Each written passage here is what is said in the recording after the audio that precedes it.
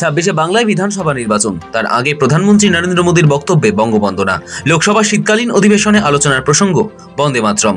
বক্তৃতা শুরু হয় প্রধানমন্ত্রী নরেন্দ্র মোদীকে দিয়ে। জাতীয় গান রচনার সার্ধশতবর্ষে বাদ পড়া স্তবক থেকে জাতীয় সঙ্গীত করার পক্ষে ইঙ্গিতে সওয়াল তুলে দেন মোদী। কাঠগড়ায় দাঁড় করান জওহরলাল নেহরুকে, আধার করেন মহাত্মা গান্ধীর মতামত। एक भारत श्रेष्ठ भारत, इन सब का मंत्र एक ही था, वंदे मातरम। वंदे मातरम पर महात्मा गांधी की भावनाएं क्या थी, वो भी रखना चाहता हूं। সোমবার বন্দে মাতরম নিয়ে সংসদে শুরু হয়েছে বিশেষ আলোচনা, আর সেখানে বক্তব্যের শুরু থেকে শেষ পর্যন্ত মোদীর বক্তব্যে উঠে আসে বাংলা এবং বাঙালির কথা। তার বক্তব্যে একদিকে যেমন বঙ্গভঙ্গের সময় বঙ্কিমচন্দ্র চট্টোপাধ্যায়ের অবদানের কথা উঠে এলো, একই সঙ্গে জায়গা পেল মাস্টারদা সূর্য সেন, ক্ষুদিরাম বোস সহ একাধিক বিপ্লবীর কথাও। তিনি বলেন, ইংরেজদের হাতিয়ার ছিল বাংলা, আর এই বাংলা থেকেই প্রথম বিভাজনের রাজনীতি শুরু করেছিল ওরা। কিন্তু ইংরেজদের ইটের জবাব বঙ্কিমচন্দ্র চট্টোপাধ্যায় পাথরে দিয়েছিলেন। বঙ্গভঙ্গের সময় প্রতিদিন বন্দে মাতরম স্লোগান দিয়ে প্রভাত ফেরি বের হতো। বাংলার অলিগলিতে এই গান গাওয়া হতো। ঐক্যের শক্তি জুগিয়েছিল এই গান। यही वंदे मातरम है जिसने 1947 में देश को आजादी दिलाई। वंदे मातरम ये सिर्फ केवल राजनीतिक आजादी की लड़ाई का मंत्र नहीं था। सिर्फ हम अंग्रेज जाए और हम खड़े हो जाए, अपने राह पर चले, इतने मात्र तक वंदे मातरम प्रेरित नहीं करता था, तो उससे कहीं आगे था। अंग्रेजों ने बांटो और राज करो इस रास्ते को चुना, और उन्होंने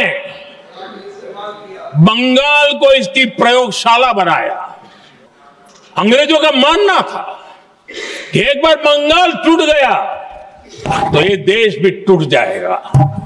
1905 में अंग्रेजों ने बंगाल का विभाजन किया, लेकिन जब अंग्रेजों ने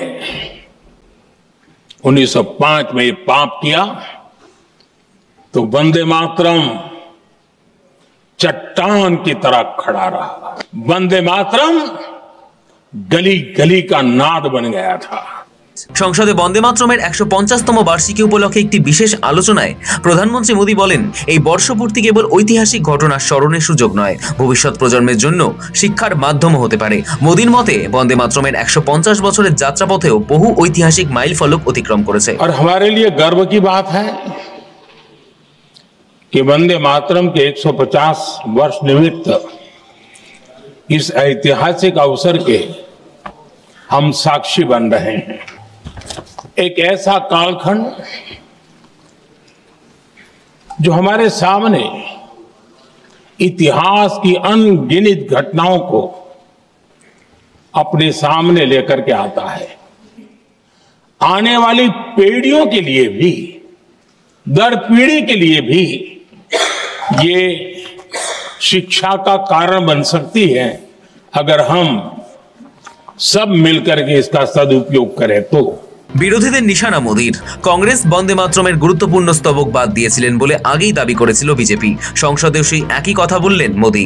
সোমবার বন্দে মাতরম নিয়ে আলোচনাতেও দেশের শতাব্দী প্রাচীন দল কংগ্রেসকে নিশানা করেন প্রধানমন্ত্রী নরেন্দ্র মোদী। তুষ্টিকরণের রাজনীতির অভিযোগ তুলে প্রধানমন্ত্রী বলেন, কংগ্রেস মুসলিম লীগের সামনে মাথা নত করেছিল। বন্দে মাতরম প্রসঙ্গে দেশের প্রথম প্রধানমন্ত্রী জওহরলাল নেহরুকেও আক্রমণ করেন মোদী। বলেন, নেহরু নেতাজি সুভাষচন্দ্র বসুকে একটি চিঠি লিখে বলেছিলেন, বন্দে মাতরম মুসলিমদের প্ররোচিত করতে পারে। মোদীর বক্তব্য, নেহরুর এমন বয়ান বন্দে মাতরমের সঙ্গে বিশ্বাসঘাতকতা। वंदे मातरम के साथ विश्वासघात क्यों हुआ? कांग्रेस ने वंदे मातरम पर समझौता कर लिया, वंदे मातरम के टुकड़े कर दिए। उस फैसले के पीछे नकाब ये पहना गया, लेकिन इतिहास इस बात का गवाह है कि कांग्रेस ने मुस्लिम लीग के सामने घुटने टेक दिए और मुस्लिम लीग के दबाव में किया। कांग्रेस का ये तुष्टीकरण की राजनीति को साधने का एक तरीका था। तुष्टीकरण की राजनीति के दबाव में कांग्रेस वंदे मातरम के बंटवारे के लिए झुकी। इसलिए कांग्रेस को एक दिन भारत के बंटवारे के लिए झुकना पड़ा। বিরোধীদের নিশানায় মোদীকে পাল্টা আক্রমণ শানিয়ে কংগ্রেস সাংসদ প্রিয়াঙ্কা গান্ধী বলেন, সংসদে বন্দে মাতরম নিয়ে বিতর্কের দুটি কারণ। সামনে বাংলা নির্বাচন, তাই প্রধানমন্ত্রী তার ভূমিকা পালন করতে চান। পাশাপাশি জনগণের প্রয়োজনীয় বিষয় থেকে দৃষ্টি ঘোরাতে চায় মোদী। इसकी वजह क्या है? हम आज यहाँ ये बहस क्यों कर रहे हैं? हमारा राष्ट्रगीत है, इस पर क्या बहस हो सकती है? हम ये बहस यहाँ आज दो वजहों से कर रहे हैं।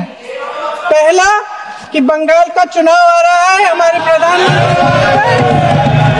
अपनी भूमिका निभाना चाहते हैं उसमें। और दूसरी वजह ये है, ये मकसद है, पुरानी मकसद इनकी देश का ध्यान फिर से जनता के ज्वलंत मुद्दों से भटकाना चाहती है। यही एक मकसद है आपका। কংগ্রেস সাংসদ গৌরব গগৈ বলেন, সংসদে কিছু বলতে এলেই প্রধানমন্ত্রী শুধু কংগ্রেস আর নেহেরুকে নিশানা করেন। যতই চেষ্টা করা হোক, পণ্ডিত নেহেরু ভাবমূর্তিতে আপনি কালো দাগ লাগাতে পারবেন না। বাই। तो मैं पूछना चाहता हूं कि 1942 में जब भारत छोड़ो आपके राजनीतिक पूर्वज कहां थे? आपको लगता है कि वंदे मातरम के साथ कांग्रेस पार्टी ने उसको दुर्बल करने की एक साजिश की? तो मैं पूछना चाहता हूं कि आपने जब वंदे मातरम का जो मूल उद्देश्य था कि अंग्रेजों भारत छोड़ो, तो उस भारत छोड़ो के आंदोलन में आप लोग कहां थे?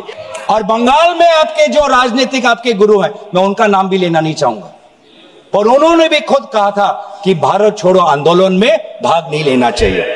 जो कांग्रेस वर्किंग कमेटी पंडित नेहरू ने जी के सबके साथ जो विचार विमर्श किया, उसमें सब शामिल थे। उसमें शामिल थे रविंद्रनाथ टैगोर जी, जिन्होंने स्वयं कहा कि जो पहले दो स्टैंजाज हैं वो इतने मधुर हैं, उसमें इतनी ताकत है, जो पूरा सारांश है वंदे मातरम का वो पहले दो स्टैंजाज में है।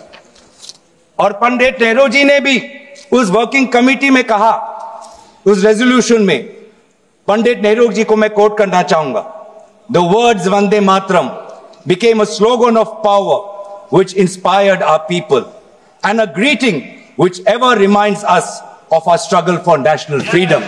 ये है पंडित नेहरू जी और कांग्रेस पार्टी की मूल भाव वंदे मातरम के पक्ष। লোকসভার ভাষণে কার্যত ফুঁসে ওঠেন তৃণমূল সাংসদ কাকলি ঘোষ দস্তিদার, টেনে আনেন সাভারকার প্রসঙ্গ।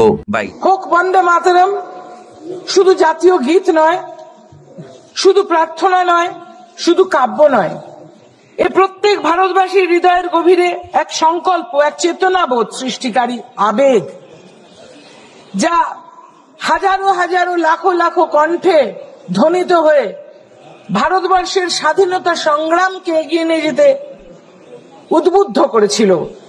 অবশ্য আজ যারা ক্ষমতাসীন তাদের পক্ষে বোঝা মুশকিল, কারণ মুচলেকা দিয়ে তাদের পূর্বসূরি সাভারকর যখন নিজের মুক্তি সুনিশ্চিত করতে এবং ব্রিটিশ সাম্রাজ্যবাদের তাবেদারিতে নিযুক্ত হয়, তখন কিন্তু 64% 585-র মধ্যে 398 জন বাঙালি সেলুলার জেরে আপন মুক্তির কথা না ভেবে দেশমাতৃকার মুক্তির জন্য লড়ছে।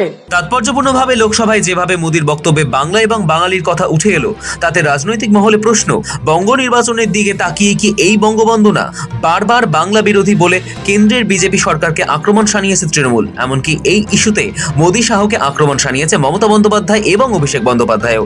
সেখানে দাঁড়িয়ে বঙ্গ বিধানসভা নির্বাচনের আগে বাংলার স্বাধীনতা আন্দোলনের কথা তুলে বাংলা এবং বাঙালির আবেগেই শান দিলেন মোদী চর্চা তুঙ্গে। ব্যুরো রিপোর্ট, সময়, কলকাতা।